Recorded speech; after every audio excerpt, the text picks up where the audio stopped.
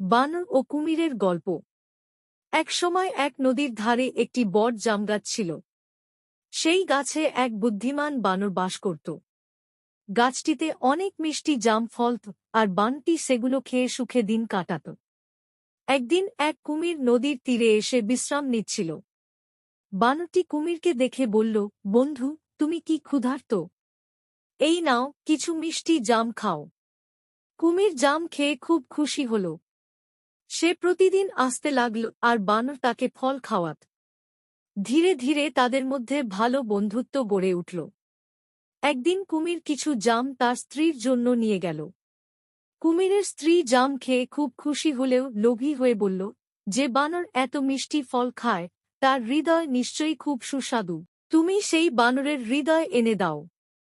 কুমির তার বন্ধুকে মারতে চাইছিল না, কিন্তু স্ত্রীর কথায় রাজি হল। পরের দিন সে বানরকে বলল, বন্ধু, আমার স্ত্রী তোমাকে আমাদের বাড়িতে নিমন্ত্রণ করেছে। বানরটি সাঁতার জানত না, তাই কুমিরের পিঠে চড়ে নদী পার হতে লাগল। মাঝ নদীতে এসে কুমির সত্যি কথা বলল, বন্ধু, আমার স্ত্রী তোমার হৃদয় খেতে চায়, তাই আমি তোমাকে নিয়ে যাচ্ছি। বুদ্ধিমান বানরটি ভয় পেলেও ধৈর্য ধরে বলল, ওহো, তুমি আগে বলনি কেন? আমি তো আমার হৃদয় গাছে রেখে এসেছি। চল, ফিরে যাই। বোকা কুমির বানরের কথা বিশ্বাস করে তাকে আবার গাছের কাছে নিয়ে এল।